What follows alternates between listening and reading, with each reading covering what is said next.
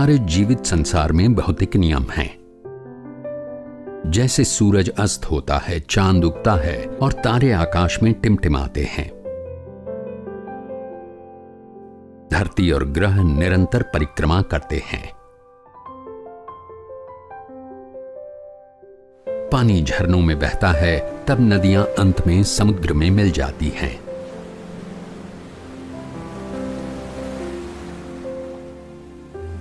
जब जाड़ा बीतता है तब बसंत आती है, उसके बाद फूल बहुतायत से खिलते हैं।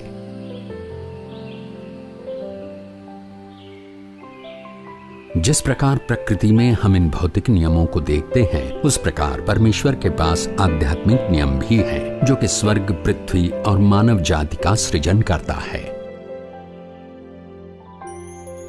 परमेश्वर आपसे प्रेम करते हैं और आपके जीवन के लिए एक अद्भुत योजना प्रदान करते हैं।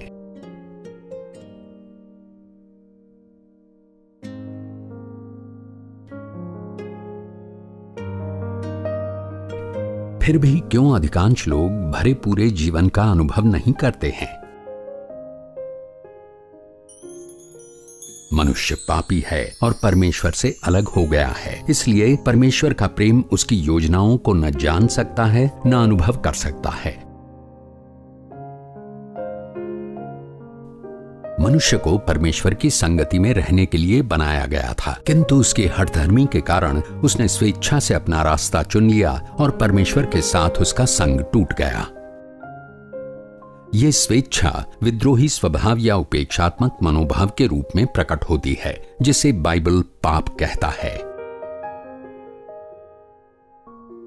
यहां पाप अंतराल बनता है जो हमें परमेश्वर से अलग करता है। मनुष्य अपने प्रयासों के द्वारा निरंतर परमेश्वर और भरे पूरे जीवन तक पहुंचने का प्रयास कर रहा है, जैसे अच्छे कर्म, अच्छी जिंदगी, दर्शन और धर्म। किंतु इस खाई को पाटने का एक ही रास्ता है, यीशु मसीह।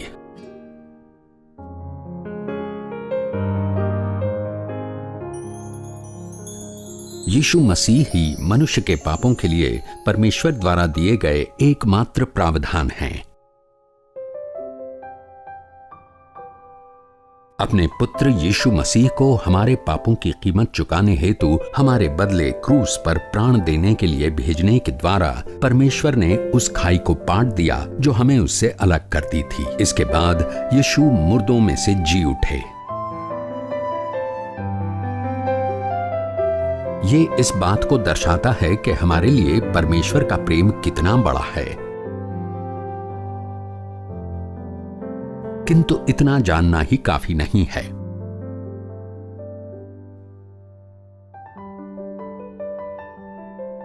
हमें व्यक्तिगत रूप से यीशु को अपने प्रभु और मुक्तिदाता के रूप में ग्रहण करना आवश्यक है। तब हम अपने जीवन के लिए परमेश्वर के प्रेम और हमारे जीवन के लिए उसकी योजनाओं का अनुभव कर सकते हैं और जान सकते हैं। हम यीशु को व्यक्तिगत निमंत्रण द्वारा ग्रहण कर सकते हैं। यीशु हमारे हृदय के द्वार खटखटा रहे हैं। जब हम उनकी आवाज को सुनकर द्वार खोलेंगे तो यीशु हमारे जीवन में आएंगे और हम उनके साथ संगति आरंभ कर सकते हैं।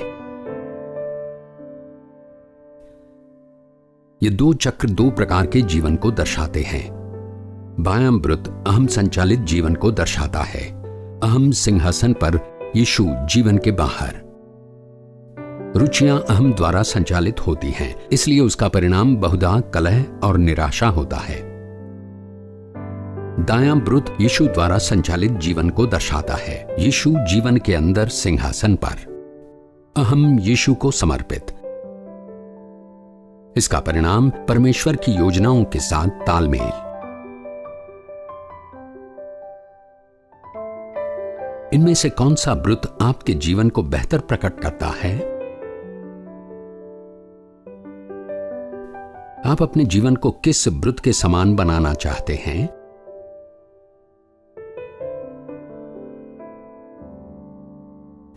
आप इसी वक्त यीशु को विश्वास की प्रार्थना द्वारा ग्रहण कर सकते हैं।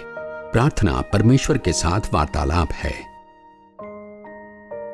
परमेश्वर आपके मन को जानता है, इसलिए वो आपके शब्दों पर नहीं बल्कि आपके मनोभाव पर ध्यान देता है। विश्वास की निम्नलिखित प्रार्थना आपके लिए सुझाई गई है। प्रभु यीशु, मुझे आपकी आवश्यकता है। मेरे पापों के लिए आपने क्रूस पर अपने प्राण दिए, इसके लिए धन्यवाद। मैं अपने जीवन का द्वार खोलकर आपको अपने प्रभु और मुक्तिदाता के रूप में स्वीकार करता हूँ। मेरे सारे पापों को क्षमा करने के लिए और मुझे अनंत जीवन देने के लिए आपको धन्यवाद। मेरे जीवन के सिंहासन पर अपना नियंत्रण रखें। जैसा मनुष्य आप मुझे बनाना चाहते हैं वैसा ही बनाएं। आमीन। क्या ये प्रार्थना आपके हृदय की इच्छा को प्रकट करती है? यदि हां, तो अभी आपको ये प्रार्थना करने के लिए आमंत्रित करता हूं।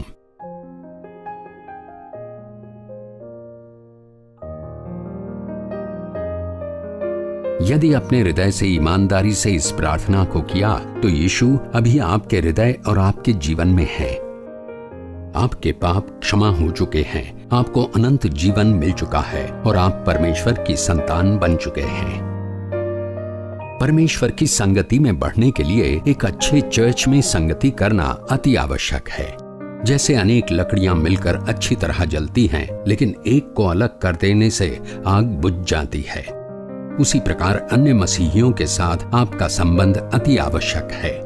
आप नजदीक के किसी चर्च को कॉल करें और वहां जाएं जहां यीशु को आदर दिया जाता है और उसके वचनों का प्रचार किया जाता है। चर्च में अन्य मसीहियों के साथ रहते हुए आप यीशु के बारे में सीखेंगे और भरा पूरा जीवन जिएंगे जैसा कि परमेश्वर हमारे लिए चाहता है।